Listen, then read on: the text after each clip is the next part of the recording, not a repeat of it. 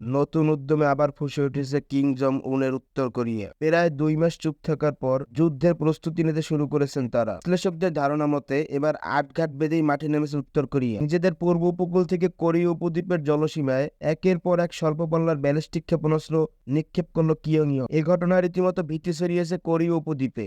একদিন আগেই শত্রুদের বিরুদ্ধে লড়াইয়ে পরমাণু শক্তি বৃদ্ধির হুঁশিয়ারি দেন কিম জং উন। উত্তর কোরিয়া সবসময় বলে আসছে দক্ষিণ কোরিয়া, জাপান ও আমেরিকার যেকোনো আগ্রাসন রুখে দিতে দাঁত ভাঙা জবাব দেয়া হবে। জাপান কোস্টগার্ডের ধারণা, উত্তর কোরিয়া থেকে একটি ব্যালিস্টিক ক্ষেপণাস্ত্র নিক্ষেপ করা হয়েছে। জাপান বলছে পিয়ংইয়ং থেকে জাপানের মহাসাগরে নিক্ষেপ করা একাধিক স্বল্প পাল্লার ব্যালিস্টিক ক্ষেপণাস্ত্র শনাক্ত করা হয়েছে। ক্ষেপণাস্ত্রগুলো প্রায় 360 কিলোমিটার উড়ে যাওয়ার পর বিস্ফোরিত হয়েছে। জাপান তাৎক্ষণিকভাবে ট্র্যাক ও শনাক্ত করেছেন এবং টোকিও ও ওয়াশিংটনের সাথে তথ্য বিনিময় হয়েছে। জাপানের একটি এজেন্সি জানিয়েছে এ বিষয়ে এখন পর্যন্ত কোনো ক্ষয়ক্ষতির খবর পাওয়া যায়নি। তবে এখনো এ বিষয় নিয়ে কোনো মন্তব্য করেনি উত্তর কোরিয়া। জুলাইয়ের শুরু থেকে পরমাণু শক্তিধর দেশটির এটাই প্রথম সবচেয়ে বড় ধরনের অস্ত্র পরীক্ষা। সবশেষ 1 জুলাই সফলভাবে ক্ষেপণাস্ত্র পরীক্ষা চালায় উত্তর কোরিয়া। উত্তর কোরিয়ার নেতা কিম জং উনের শাসনামলে এই বছর কয়েক ডজন ক্ষেপণাস্ত্র উৎক্ষেপণ করা হয়েছে। দীর্ঘদিন কূটনৈতিক টানাপোড়েনে থাকার পর উত্তর কোরিয়া তার সবচেয়ে বড় শত্রু হিসেবে দক্ষিণ কোরিয়ার নাম ঘোষণা করেছে। সম্প্রতি পরমাণু অস্ত্র বহনের সরঞ্জাম